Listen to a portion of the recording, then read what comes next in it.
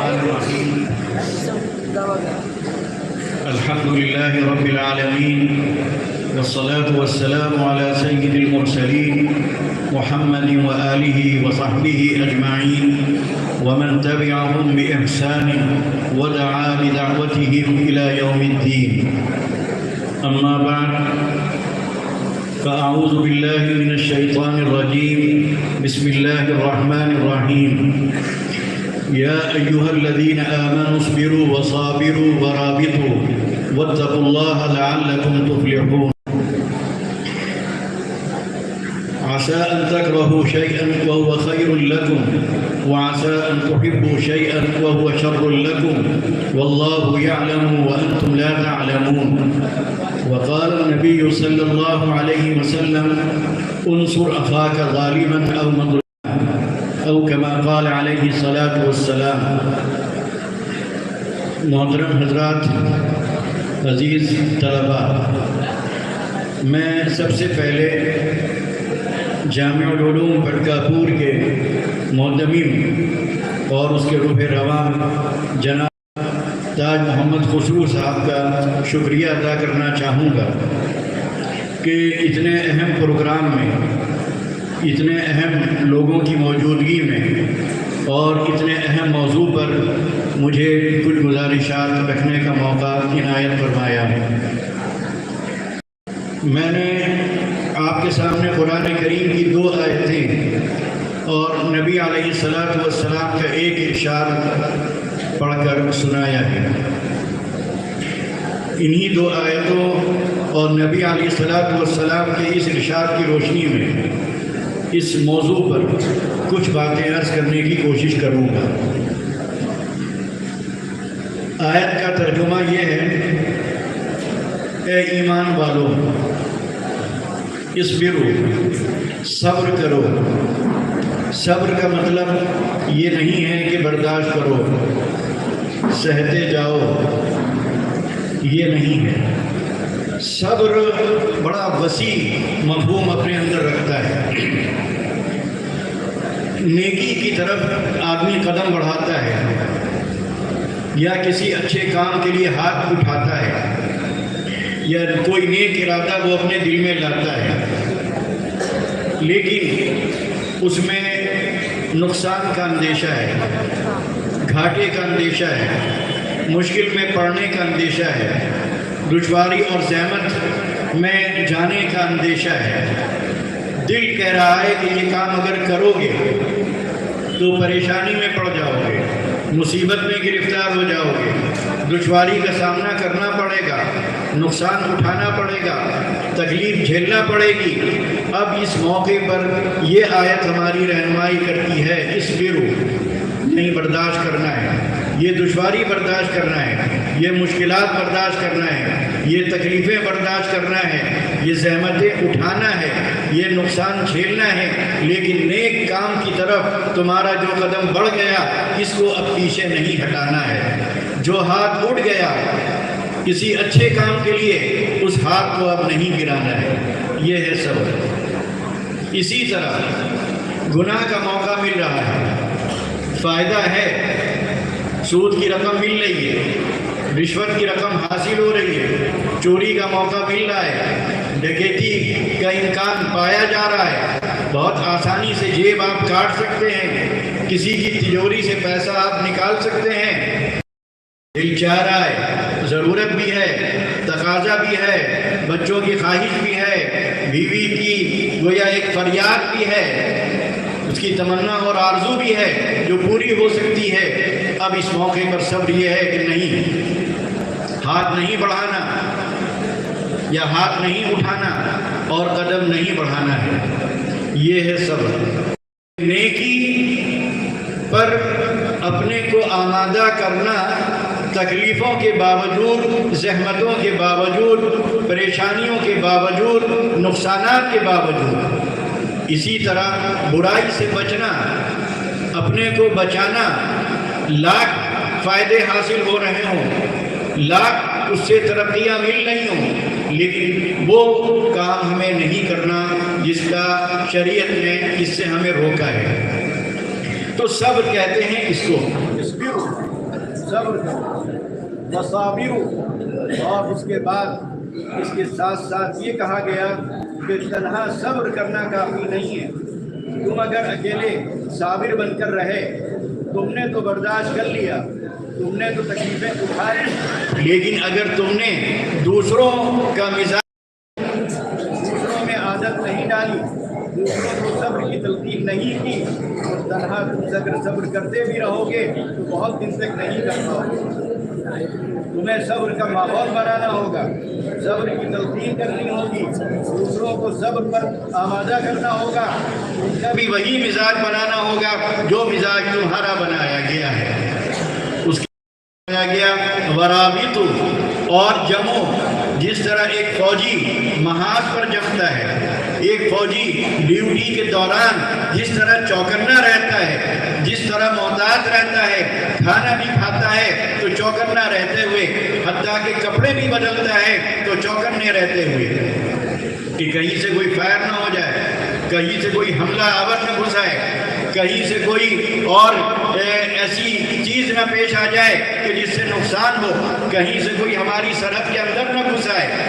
تو جس طرح ایک فوجی محاذ جنگ پر چوکنا رہتا ہے، محتاط رہتا ہے، سختی کے ساتھ اپنی ڈیوٹی انجام دیتا ہے، ذرا بھی لاپرواہی نہیں کرتا، ذرا بھی غفلت سے کام نہیں کرتا، ذرا بھی بے توجہی نہیں برتتا، اسی طرح تمہیں بھی اپنے معاملات میں، اپنے میدان میں اسی طرح کی ڈیوٹی انجام دینا ہے جس طرح کے ایک فوجی اپنی ڈیوٹی انجام دیتا ہے۔ ذرا بھی غفلت دین کے معاملے میں نہیں ہونی چاہیے، عقیدے کے معاملے میں نہیں ہونی چاہیے، اخلاق کے معاملے میں نہیں ہونی چاہیے، معاملات کے معاملے میں نہیں ہونی چاہیے۔ یہ ہے اس آیت کا پورا ترجمہ اور اس کا مفہوم۔ خود بھی صبر کرنا ہے، نفس کو روکنا ہے، دوسروں کو اس کی تلقین کرنا ہے، جم کر رہنا ہے، جم کر حالات کا مقابلہ کرنا ہے، جم کر تکلیفوں کا سامنا کرنا ہے، جم کر مشکلات سے دوچار ہوتے ہوئے مشکلات پر قابو پانا ہے،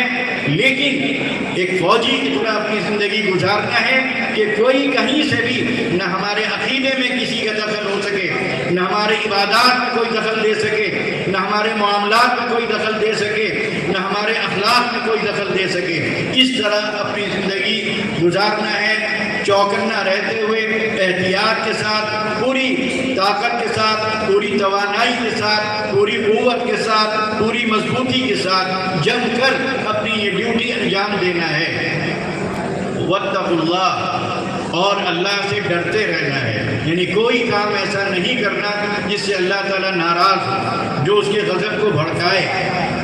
لعلکم تفلحون، اگر تم یہ چیزیں یا یہ صفات اپنے اندر پیدا کر لو گے تو امید ہے کہ تم کامیاب رہو گے، دنیا میں بھی اور آخرت میں بھی۔ دوسری آیت جو میں نے آپ کے سامنے پڑھی، موجودہ حالات کے تناظر میں جو موجودہ حالات ہیں، ان حالات کو سامنے رکھتے ہوئے، جو مشکلات ہیں ان مشکلات کو دیکھتے ہوئے جو کارروائیاں ہو رہی ہیں، ان کارروائیوں کو مد نظر رکھتے ہوئے جس طرح کے چیلنج ہیں، جن چیلنجوں سے آپ دوچار ہیں، ان چیلنجوں کو پیش نظر رکھتے ہوئے یہ آیت ہماری بڑی رہنمائی کرتی ہے۔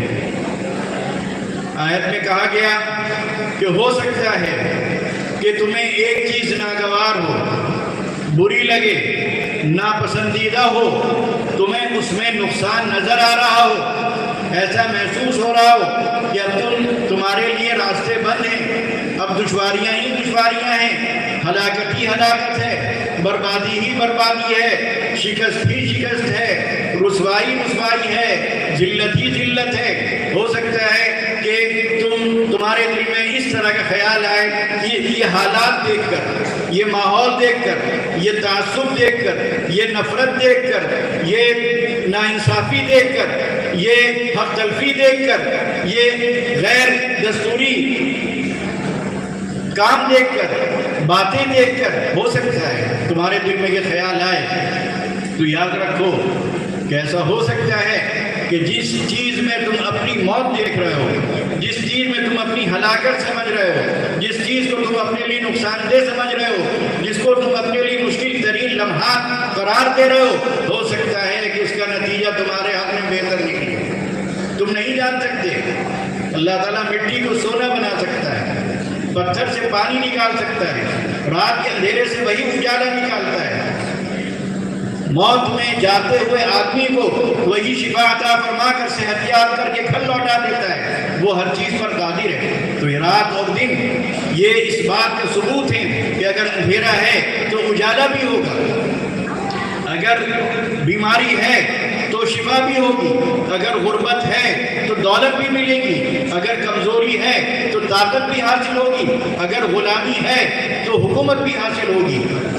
تو ان چیزوں سے مایوس ہونے کی ضرورت نہیں ہے۔ کہا کہ ہو سکتا ہے کہ تمہیں ایک چیز ناگوار لگے، ناپسندیدہ لگے، لیکن اللہ تعالیٰ اس میں خیر کے پہلو نکال دے، اس کا نتیجہ تمہارے حق میں بہتر فرما دے۔ اسی طرح اس کے برعکس بھی ہوتا ہے کہ تم ایک چیز کو اپنے لیے مفید سمجھ رہے ہو، ایک چیز کو اپنے لیے بہتر سمجھ رہے ہو، ایک چیز کو اپنے حق میں سمجھ رہے ہو، ایک چیز میں تمہیں فائدہ نظر آ رہا ہے، لیکن ہو سکتا ہے کہ جب نتیجہ نکلے تو وہ تمہارے حق میں نہ نکلے بلکہ تمہارے خلاف نکلے۔ واللہ یعلم وانتم لا تعلمون، کیونکہ اللہ جو جانتا ہے وہ تم نہیں جانتے ہو، اللہ ہی جاننے والا ہے، تمہیں کچھ پتہ نہیں ہے، تم تو ہاتھ دیکھ رہے ہو، صرف مستقبل تم نے کہاں دیکھا۔ تیسری جو میں نے حدیث آپ کے سامنے پڑھی، اس میں نبی علیہ السلام نے ارشاد فرمایا انصر اخاک ظالما او مظلوما، کہ مدد کرو اپنے بھائی کی، خواہ وہ ظالم ہو یا مظلوم۔ ہم آپ ہوتے، ہمارا کوئی پیر، ہمارا کوئی شیخ، ہمارا کوئی بزرگ، ہمارا کوئی استاد اگر یہ بات کہتا تو ہم سر جھکا لیتے، کوئی سوال کرنے کی ہمت بھی دل میں نہ لا پاتے۔ لیکن صحابہ کرام رضوان اللہ علیہم اجمعین کی تربیت رسول اللہ صلی اللہ علیہ وسلم نے فرمائی تھی، ان میں جرأت تھی، ان میں ہمت تھی، ان میں حق کی تلاش تھی، حق کی فکر تھی، وہ حقی سننا جانتے تھے، حقی بولنا جانتے تھے، حقی سمجھنا جانتے تھے۔ لہٰذا ان کو یہ بات عجیب سی لگی کہ مظلوم کی مدد تو سمجھ میں آتی ہے، ظالم کی مدد۔ پوچھا کہ یا رسول اللہ صلی اللہ علیہ وسلم، مظلوم کی مدد تو سمجھ میں آتی ہے، اگر کسی کو ستایا جا رہا ہے، کسی کو مارا جا رہا ہے، کسی کو پیٹا جا رہا ہے، کسی کے ساتھ زیادتی کی جا رہی ہے، کسی کا حق چھینا جا رہا ہے، کسی کا حق مارا جا رہا ہے، کسی کے مکان پر قبضہ کیا جا رہا ہے، کسی کو راستے میں جو ہے پیٹا جا رہا ہے، لوٹا جا رہا ہے، تو اس کو بچانا یہ ہماری ذمہ داری ہے۔ لیکن ظالم کی مدد، مارنے والے کی مدد، ظلم کرنے والے کی مدد، زیادتی کرنے والے کی مدد، لوٹنے والے کی مدد، ڈاکہ ڈالنے والے کی مدد، چوری کرنے والے کی مدد، خون بہانے والے کی مدد، یہ کیسے ہے؟ تو نبی علیہ السلام نے فرمایا ظالم کی مدد یہ ہے کہ اس کو ظلم سے روکو، زیادتی کرنے سے روکو، لوٹنے سے روکو، چوری کرنے سے روکو، ڈاکہ ڈالنے سے روکو، مارنے پیٹنے سے روکو۔ اس لیے کہ یہاں اگر وہ چوری کرے گا تو بعد میں پھر اس کا انجام اس کو بھگتنا پڑے گا، یہاں کسی کو ستائے گا اس کا نتیجہ بھی اس کے سامنے آ کر رہے گا، یہاں کسی کے ساتھ زیادتی کرے گا تو میدان حج میں اس کا حساب دینا پڑے گا۔ تو اگر چاہتے ہو کہ وہاں کے حساب سے وہ بچ جائے، وہاں کی پکڑ سے بچ جائے، خدا کی گرفت سے وہ محفوظ رہے، سزا سے بچا رہے، تو پھر ایسی صورت میں اس کو پکڑنا ہوگا، بچانا ہوگا، روکنا ہوگا۔ یہ آیات اور یہ حدیث میں نے آپ کے سامنے پڑھی۔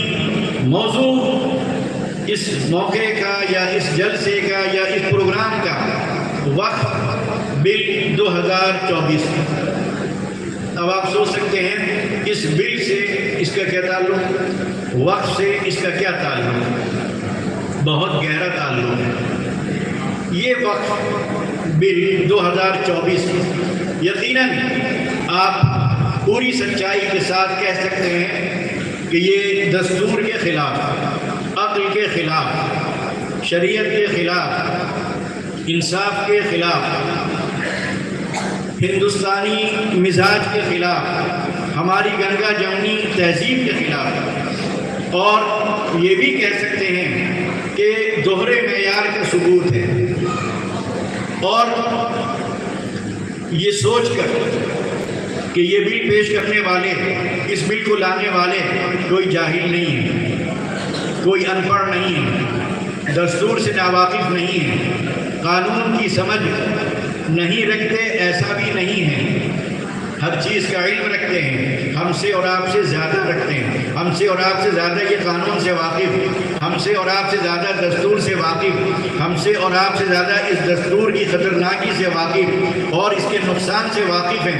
اس کے بعد یہ بل لانا، اس کا مطلب یہ ہے کہ یہ ان کی بدنیتی کی طرف اشارہ بھی کرتی ہے۔ یہ بات یہ اپنا ایک مسئلہ ہے، فیصلہ بورڈ، جمعیت العلماء، یہ ہماری دوسری تنظیمیں اور تحریکیں قانونی طور پر جو بھی کر سکتی ہیں وہ کر رہی ہیں، قانونی طور پر بھی کر رہی ہیں، افہام و تفہیم کے ذریعے بھی کر رہی ہیں، ملاقاتیں کر کے بھی کر رہی ہیں، سمجھا اور بجھا کر بھی کر رہی ہیں۔ یہ ذمہ داری جن کے سروں پر ہے وہ یہ ذمہ داری انجام دے رہے ہیں۔ جہاں تک معاملہ وقت کا ہے، وقت کی اہمیت کا ہے، وقت کی شرعی حیثیت کا ہے، وقت کے مسائل کا ہے، تو جب سے یہ بل آیا اس پر مسلسل گفتگو ہو رہی ہے۔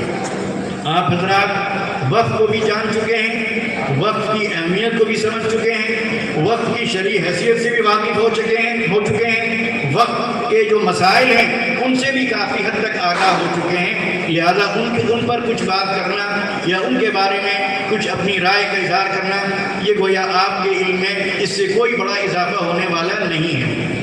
جو باتیں اس موقع پر یا اس عنوان کی روشنی میں آپ کے سامنے کہنا چاہتا ہوں وہ اسی کو واضح کرنے کے لیے میں نے آپ کے سامنے قرآن کریم کی یہ آیات اور یہ حدیث میں نے پڑھ کر سنائی ہے۔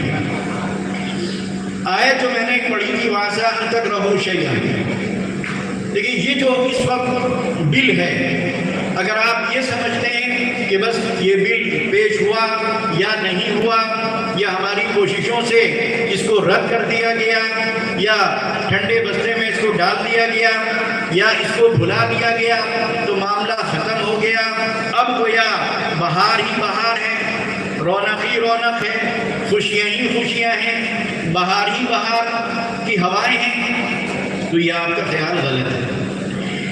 مسائل اسی طرح چھیڑے جاتے رہیں گے، ایسے ہی مسائل بار بار اٹھائے جاتے رہیں گے، کیونکہ ان کی جو وجوہات ہیں جب تک وہ وجوہات باقی رہیں گی اس طرح کے مسائل سامنے آتے رہیں گے اور آپ کی توانائی اس میں صرف ہوتی رہے گی۔ آپ نے دیکھا ہوگا اس سے پہلے کتنے مسئلے چھڑے،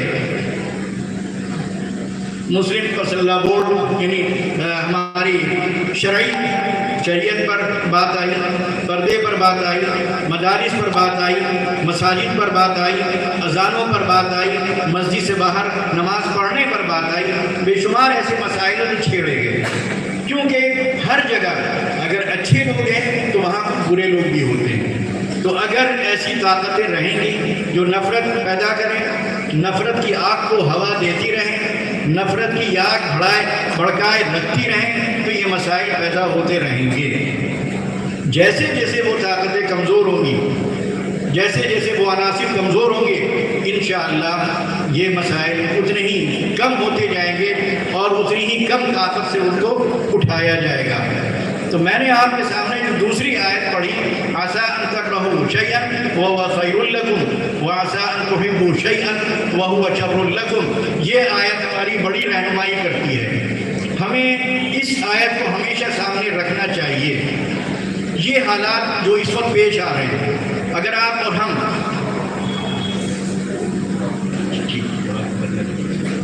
تو اگر یہ حالات آپ کو مایوس کر رہے ہیں تو یہ بڑے افسوس کی بات ہے۔ حالات سے مایوس نہیں ہوا جاتا، یہ حالات ہمارے اندر ایک نیا جذبہ پیدا کر رہے ہیں۔ علامہ اقبال کا یہ شعر ہم میں سے اکثر کو یاد ہوگا، خدا تجھے کسی طوفان سے آشنا کر دے، خدا تجھے کسی طوفان سے آشنا کر دے کہ تیرے بحر کی موجوں میں اضطراب نہیں۔ جب تک اس طرح کے حالات پیش نہیں آتے، جب تک قوموں کے سامنے مشکلات نہیں آتی، جب تک قوموں کو دشواریوں کا سامنا نہیں کرنا پڑتا، جب تک قوموں کو چیلنجوں سے دوچار نہیں ہونا پڑتا، جب تک قوموں پر خطرات کے بادل نہیں منڈلاتے، وہ قومیں سکوت میں مبتلا رہتی ہیں، جمود کا شکار رہتی ہیں۔ لیکن جب اس طرح کے حالات پیدا ہوتے ہیں یا اس طرح کے حالات سے قومیں دوچار ہوتی ہیں تو پھر وہ سکون ٹوٹتا ہے، وہ جمود سے باہر نکلتی ہیں، ان کا ضمیر بیدار ہوتا ہے، ان کا شعور جاگتا ہے،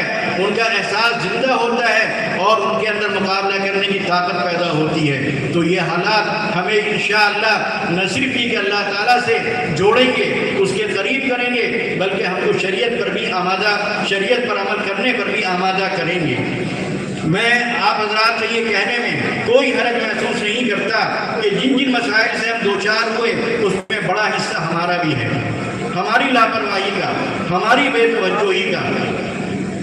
پردے کا مسئلہ آیا، ذمہ دار کون؟ پہلے ہم نے پردہ اتارا، پہلے ہمارے گھر کی عورتوں نے پردے کو کنارے کیا، تب یہ قانون بنتا ہے کہ صاحب اسکول میں آپ برقعے کے ساتھ نہیں آ سکتے۔ ہم نے مدارس کے ساتھ وہ معاملہ نہیں کیا جو کرنا چاہیے تھا، ہم نے جو ہے بے توجہی کی، ہم نے غفلت کی، ہم نے اس نظام کو صحیح طور پر چلانے کی کوشش نہیں کی، تبھی مدارس پر بات آئی اور مدارس کے سلسلے میں پھر نئے نئے قانون بننے لگے۔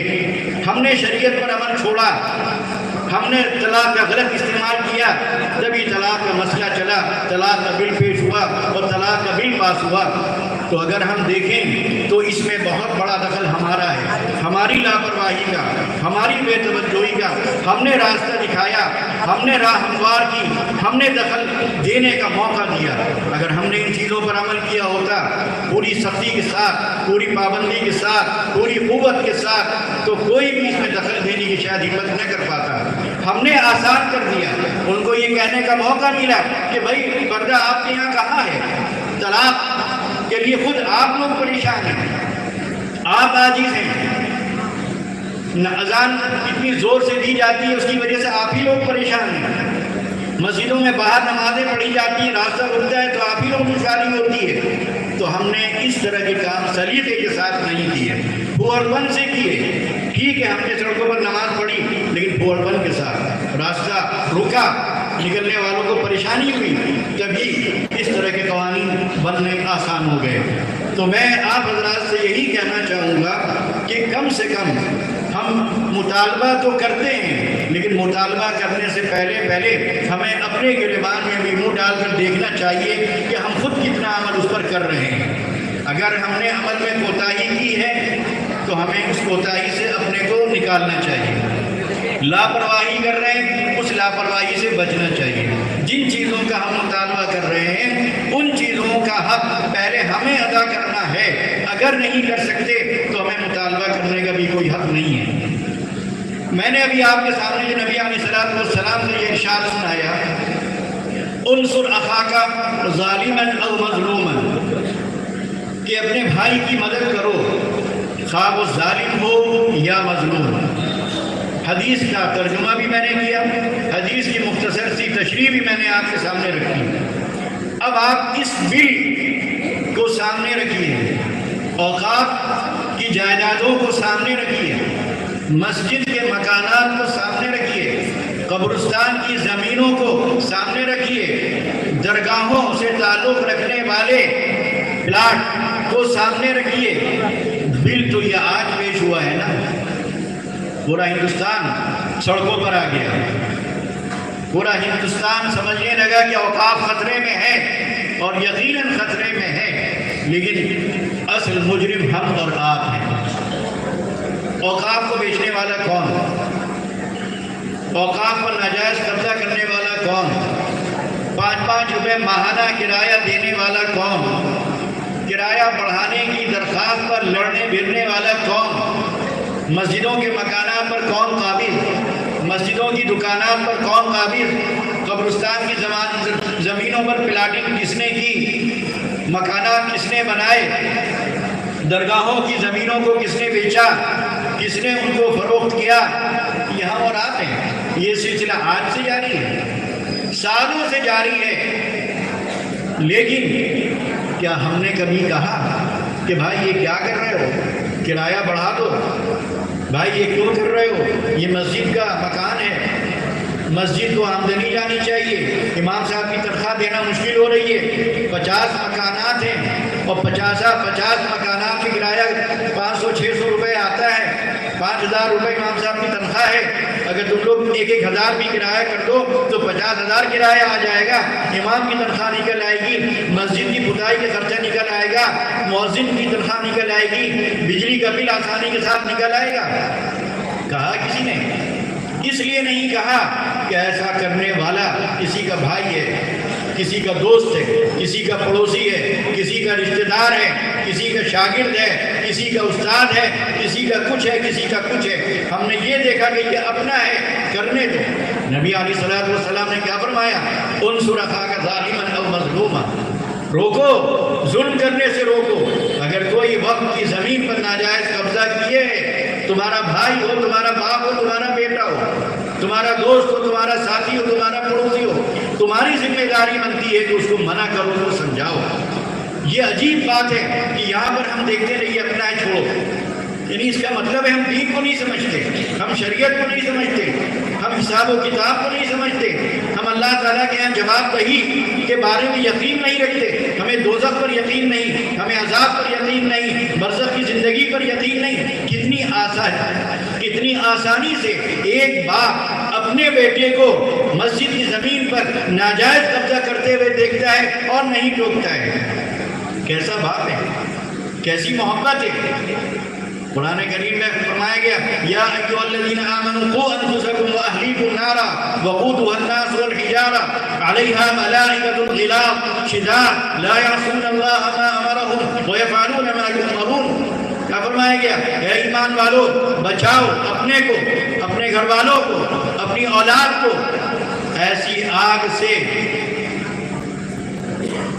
وقودها الناس، جس کا ایندھن لوگ ہوں گے، انسان ہوں گے، والحجارہ، اور پتھر ہوں گے، اور جس پر ایسے فرشتے مسلط ہوں گے، غلاظ، جو نہایت سخت دل، سخت مزاج، سخت کلام ہوں گے۔ چلاؤ، جتنا چاہنا ہو، جتنا کرا سکتے ہو کراؤ، جتنا چلا سکتے ہو چلاؤ، جتنا رو سکتے ہو رو، جتنا گڑ گڑا سکتے ہو گڑ گڑاؤ۔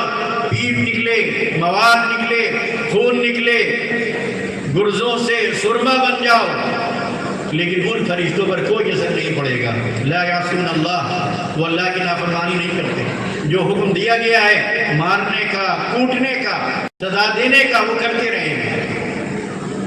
تو یہ آیت پڑھنے والا، اس آیت پر یقین کرنے والا باپ، اس آیت پر یقین کرنے والا بھائی، اس آیت پر یقین کرنے والا شوہر، یا اس آیت پر یقین کرنے والی بیوی، یا اس آیت پر یقین کرنے والی بیٹی، کیسے یہ برداشت کر سکتی ہے بیوی کہ اس کا شوہر یہ کرے اور بیوی اسی مکان میں رہے، اور شوہر سے نہ کہے کہ صاحب چھوڑو اس مکان کو، کیوں جہنم کا ایندھن بننا چاہتے ہو؟ ماں کیوں نہیں بیٹے کو ٹوکتی کہ چھوڑو یہ مکان، میں تمہیں جلدہ ہوا نہیں دیکھ سکتی؟ باپ بیٹے سے کیوں نہیں کہتا کہ مسجد کا یہ مکان چھوڑو، میں نہیں برداشت کر سکتا جہنم میں تمہیں جاتا ہوا دیکھتے؟ نہیں خیال آتا۔ کھلے عام یہ ہو رہا ہے، کھلے عام دھاندلی ہو رہی ہے، کھلے عام وقت کی جائیدادوں سے کھلواڑ ہو رہا ہے۔ وقت بورڈ کے لوگ کریں یا نہ کریں، عوام کر رہے ہیں۔ حکومت نے تو آج کیا ہے، اتنی بے چینی، جب اتنی بے قراری صرف اس لیے کہ حکومت کر رہی ہے تو غلط ہے، اور ہم کریں تو صحیح ہے۔ واہ بھائی واہ، یہ کیسا معیار ہے اور کتنا بڑا دھوکہ ہے جو ہم اپنے اور آپ کو دے رہے ہیں۔ کہاں بتا دیجئے کہیں سے آواز اٹھتی ہو؟ سالوں سے یہ سلسلہ چل رہا ہے، بلکہ شاید ہندوستان میں جب سے اوقاف وجود میں آئے ہوئے تب سے یہ سلسلہ چل رہا ہے، لیکن آج تک آپ نے نہیں سنا ہوگا کہ کسی باپ نے بیٹے کا وہ گھر چھوڑ دیا ہو کہ میں ایسے گھر میں نہیں رہ سکتا، یا بیٹے نے باپ کا گھر چھوڑ دیا ہو کہ میں اس ناجائز جگہ پر نہیں رہ سکتا، یا بیوی شوہر کے گھر سے سسرال سے میکے چلی گئی ہو کہ میں ایسے مکان میں نہیں رہ سکتی، میں ایسی دکان سے آنے والی آمدنی اپنے گھر میں استعمال نہیں کر سکتی، میں ایسے پیسے سے اپنے بچوں کو تعلیم نہیں دے سکتی، میں ایسے پیسوں سے اپنے گھر کا خرچہ نہیں چلا سکتی۔ بتا دیجئے کوئی عورت، بتا دیجئے کوئی مرد، بتا دیجئے کوئی باپ، بتا دیجئے کوئی بیٹا جو اس سماج میں ہمیں مل جائے، جس نے اس بنیاد پر مکان چھوڑا ہو، جس نے اس بنیاد پر اپنے بیٹے سے یا بھائی سے تعلقات خراب کیے ہوں۔ تو یہ کیسا دین ہے؟ کس جس دین پر عمل کر رہے ہیں، صرف دین کیا نمازوں تک ہے، زکوٰۃ تک ہے، روزے تک ہے، حج تک ہے، باقی معاملات کا تعلق دین سے نہیں ہے، اخلاق کا تعلق دین سے نہیں ہے۔ یہ ہماری ہی غلطیاں ہیں جن کو بنیاد بنا کر آج حکومت یہ کہہ رہی ہے کہ وقت کی حفاظت کی خاطر ہم ایسا کر رہے ہیں۔ شرم سے ہمیں ڈوب جانا چاہیے ہمیں کہ آج غیر مسلم حکومت ہم مسلمانوں سے یہ کہہ رہی ہے کہ چونکہ آپ بےمانی کر رہے ہیں، چونکہ آپ بدعنوانی کر رہے ہیں، چونکہ آپ وقت کا غلط استعمال کر رہے ہیں، چونکہ آپ اوقاف کی زمین پر ناجائز قبضہ کیے ہوئے ہیں، چونکہ آپ اونے پونے اس کو بیچ رہے ہیں، لہذا ہم اس کی حفاظت کریں گے، ہم اس کی دیکھ بھال کریں گے، ہم اس کی فکر کریں گے۔ ہمارے گھر کی حفاظت دوسرا کرنے کے لیے آ رہا ہے، ہم اپنے گھر کی حفاظت نہیں کر پا رہے ہیں۔ حقیقت میں تو ہمارے منہ میں زبان نہیں کہ ہم حکومت سے یہ کہہ سکیں کہ ایسا کیوں کر رہی ہو، ایسا کیوں کیا جا رہا ہے، کیوں ایسا بل پیش کیا جا رہا ہے، کیوں ایسا قانون لایا جا رہا ہے، کیوں ہمارے مسائل میں دخل دیا جا رہا ہے۔ مسائل میں دخل دینے کا، اپنے معاملات میں دخل دینے کا موقع ہم نے دیا ہے، ہم نے شریعت پر عمل چھوڑا، تبھی شریعت میں دخل دینے کا یہ دروازہ کھلا۔ ہم نے طلاق کا غلط استعمال کیا، تبھی طلاق کا یہ بل پیش ہو کر پاس ہوا۔ جہاں دخل دینے کا موقع نکلا ہے یا دخل اندازی کا دروازہ کھلا ہے، دروازہ کھولنے والا کوئی اور نہیں، دروازہ کھولنے والے ہم اور آپ ہیں، اور ہمیں اس کا احساس بھی نہیں۔ چار آدمی بیٹھ کر یہ بات بھی نہیں کرتے کہ بھئی دیکھو فلاں آدمی غلط کر رہا ہے، فلاں کی بیٹی بے پردہ نکل رہی ہے، کون گفتگو کرتا ہے، کیا کہتا ہے، ہم سے کیا مطلب، آپ سے مطلب ہے۔ سورہ عصر پڑھیے، والعصر ان الانسان لفی خسر الا الذین آمنوا وعملوا الصالحات وتواصوا بالحق وتواصوا بالصبر۔ یہ ہے دین۔ جب تک دین کے ان تمام پہلوؤں کو شامل نہیں کیا جائے گا تب تک آپ ادھورا دین لے کر کہیں پر بھی کامیاب نہیں ہوں گے۔ فرمایا گیا والعصر، زمانے کو گواہ بنا کر کہا جا رہا ہے، کیونکہ جو کچھ ہوتا ہے وہ زمانے ہی میں ہوتا ہے۔ اچھائی کے تعلق بھی زمانے سے، برائی کے تعلق بھی زمانے سے، کامیابی کے تعلق بھی زمانے سے، ناکامی کے تعلق بھی زمانے سے، ہارنے کے تعلق بھی زمانے سے، جیتنے کا تعلق بھی زمانے سے، غربت کا تعلق بھی زمانے سے، اور دولت کا تعلق بھی زمانے سے ہے۔ فرمایا گیا ان الانسان لفی خسر، ان المومن نہیں کہا گیا، ان الانسان، مومن ہو یا مومن نہیں ہو، کوئی بھی ہو، لفی خسر، وہ گھاٹے میں ہے۔ ان الانسان لفی خسر، انسان، مطلق انسان، کسی بھی مذہب سے تعلق رکھتا ہو، کسی ذات سے، کسی برادری سے تعلق رکھتا ہو، کسی خاندان سے تعلق رکھتا ہو، امیر ہو یا غریب، جاہل ہو یا پڑھا لکھا، اعلیٰ ہو یا عرفہ، ادنا ہو یا کچھ، چھوٹے قد کا ہو لامبا، دبلا ہو یا موٹا، کالا ہو یا گورا، کوئی انسان لفی خسر، وہ گھاٹے میں ہے، سوائے ان لوگوں کے جنہوں نے خدا کو پہچانا، خدا پر یقین کیا، خدا کے حکموں کو پورا کیا، اس کی مرضی کے مطابق اپنی زندگی گزاری، جو کام اس نے کرنے کے لیے کہے وہ کیے، جن کاموں سے اس نے روکا ان کاموں سے اپنے کو بچایا، یہ ہے آمن۔ وعملوا الصالحات، اور نیک کام کیے۔ نیک کام یعنی وہ کام جن سے دوسروں کا بھلا ہوتا ہے، جن سے دوسروں کو فائدہ پہنچتا ہے، جس سے ایک غریب کے پاس پیسہ آتا ہے، جس سے ایک بیمار کو دوا ملتی ہے، جس سے ننگے کو کپڑے ملتے ہیں، جس سے بھوکے کو کھانا ملتا ہے، یہ ساری چیزیں نیکیوں میں شامل ہیں۔ اس کے بعد سنیے کیا کہا، گھاٹے میں ہے، سوائے یہ دو چیزیں تو ہو گئیں، اب تیسری چیز وَتَوَاصَوْا بِالْحَقِّ، ایمان لانا کافی نہیں، نیک کام کرنا کافی نہیں، تواصوا بالحق، یہ جو ہم بہت آسانی سے کہتے ہیں کہ ہم سے کیا مطلب، ارے وہ کر رہا ہے وہ بھگتے گا، اس کی حرکتیں وہ جانے گا، ہم سے کیا مطلب؟ تو یہاں کہا گیا کہ تنہا اپنی طرف سے نیک کام کر لینا کافی نہیں ہے، اس کے باوجود نیک کام کرنے کے باوجود، ایک اچھی زندگی گزارنے کے باوجود، خدا پر یقین کرنے کے باوجود، شریعت کے مطابق زندگی گزارنے کے باوجود بھی آپ گھاٹے میں ہیں جب تک تواصل بالحق نہ ہو، جب تک ایک دوسرے کو حق کی تلقین نہ ہو، جب تک ایک دوسرے کو حق پر آمادہ کرنے کی کوشش نہ ہو، جب تک ایک دوسرے کو حق کی دعوت نہ دی جائے، جب تک ایک دوسرے کو حق پر آمادہ نہ کیا جائے، جب تک ایک دوسرے کو حق کی طرف بلایا نہ جائے، جب تک آپ گھاٹے میں ہیں۔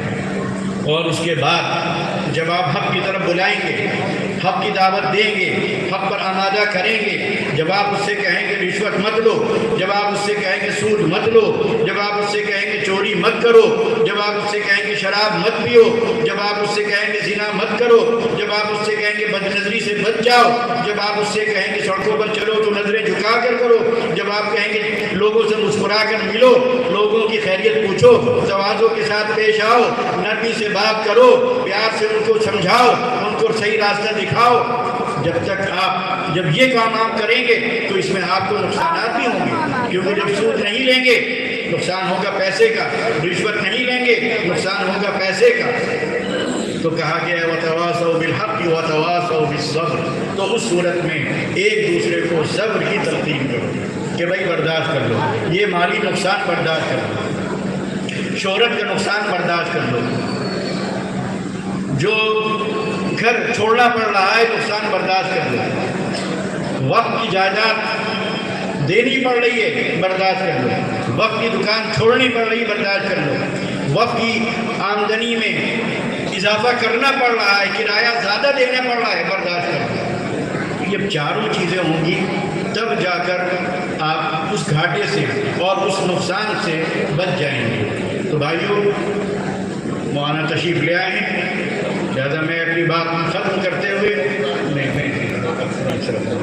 میں اپنی بات ختم کرتا ہوں، اور آپ حضرات سے یہی میری درخواست ہے کہ دوسروں سے مطالبہ کرنے سے پہلے جو آپ پر حقوق عائد ہوتے ہیں وہ حقوق تو کم سے کم ادا کریں۔ جب آپ اپنا حق ادا کر لیں گے، اپنی ذمہ داری ادا کر دیں گے، تب آپ جب حق کا مطالبہ کریں گے تو آپ کی اس آواز میں طاقت آئے گی، تب اللہ کی مدد آئے گی۔ ایک چور دوسرے چور سے کہے کہ بھئی چوری نہ کرو، کوئی اثر پڑنے والا ہے؟ ارے پہلے خود چوری چھوڑو، پھر دوسرے چور سے کہو کہ بھائی تم بھی چوری نہ کرو تو شاید اثر پڑے۔ چور چور سے کہے، ڈاکو ڈاکو سے کہے، زانی زانی سے کہے، لوٹ مار کرنے والا لوٹ مار کرنے والے کو سے کہے، مطالبہ کرنے لگے، تو یہ اس پہ صرف ہنسا جا سکتا ہے یا پھر رویا جا سکتا ہے۔ تو بھائیوں میری آپ سے یہی درخواست ہے کہ یہ نہ سمجھیے کہ دوسرا کر رہا ہے ہم سے کیا مطلب، آپ بچ نہیں پائیں گے، آپ بھی گھاٹے میں جائیں گے، آپ کو بھی نقصان اٹھانا پڑے گا، گیہوں کے ساتھ دھن بھی پسے گا۔ آپ اگر کسی کے بارے میں جانتے ہیں تو اس کو پیار سے سمجھائیے، محبت سے سمجھائیے کہ بہت بڑا گناہ ہے۔ کس سے معاف کراؤ گے؟ جس نے وہ زمین وقف کی، وہ دکان وقف کی، وہ دنیا سے جا چکا، اس نے وہ چیز اللہ کی ملکیت میں دے دی، اور کس کے لیے دی؟ یتیموں کے لیے، بیواؤں کے لیے، غریبوں کے لیے، ضرورت مندوں کے لیے۔ تم کس کا حق مار رہے ہو؟ کس کس کا حساب دو گے؟ کس کس سے معافی مانگو گے؟ تم تو جانتے بھی نہیں کہ اس میں کس کا حق ہے، معافی مانگنے کے لائق بھی نہیں رہو گے۔ ڈرو، اللہ تعالیٰ سب معاف کر دے گا، لیکن یہ حق وہ بھی یتیموں کا، وہ بھی غریبوں کا، وہ بھی بیواؤں کا، وہ بھی مسکینوں کا، وہ بھی مسافروں کا، وہ بھی ضرورت مندوں کا۔ کتنا بڑا دل ہے، کتنے ڈھیٹ ہو، کتنے نہ ڈرنے والے ہو، کتنے نڈر، کتنے بے باک اور کتنے جری ہو۔ کیسے نیند آ جاتی ہے؟ نیند آنے کا مطلب یہ ہے کہ ایمان نہیں ہے، یقین نہیں ہے۔ اگر ایمان ہوتا قرآن کریم کی اس آیت پر، اگر یقین ہوتا مرنے کے بعد دوبارہ اٹھائے جانے پر، خدا کے دربار میں جواب دہی پر، وہاں حساب و کتاب پر، تو نیند اڑ جانی چاہیے کہ اگر آدمی کسی کے مسجد کے مقام پر، قبرستان کی زمین پر قبضہ کیے ہوئے ہے اور اس کا حق نہیں ادا کر رہا ہے، اس کی ملکیت کے مطابق اس کا کرایہ یا اس کا معاوضہ یا اس کی اجرت نہیں ادا کر رہا ہے، تو اس کی نیند اڑ جانی چاہیے تھی۔ لیکن کسی کی نیند نہیں ہوتی. پورا گھر آرام سے, ماں بھی رہ رہی ہے, بیٹی بھی رہ رہی ہے, بیوی بھی رہ رہی ہے, باپ بھی رہ رہا ہے, کسی کو احساس نہیں, کسی کو احساس نہیں. تو یہ کیسے رشتے ہیں اور ان رشتوں میں یہ کیسی محبت ہے؟ محبت کا تقاضا یہ تھا, رشتوں کا تقاضا یہ تھا کہ آپ ہاتھ پکڑ لیتے, بیوی شوہر کا ہاتھ پکڑ لیتی کہ میں اس مکان میں نہیں رہنے دوں گی آپ کو. باپ بیٹے کا ہاتھ پکڑ لیتا کہ اس دکان پر میں تمہیں نہیں بیٹھنے دوں گا جب تک کہ تم اس کا کرایہ نہیں بڑھاؤ گے. تم مسجد کا حق مار رہے ہو, تم قبرستان کا حق مار رہے ہو, تم مردوں کا حق مار رہے ہو. تم سے بدترین ہوئے زمین پر کوئی نہیں ہے. بس میں اسی پر اپنی بات ختم کرتا ہوں. باخر دعوانا ان الحمد للہ رب العالمین. جزاک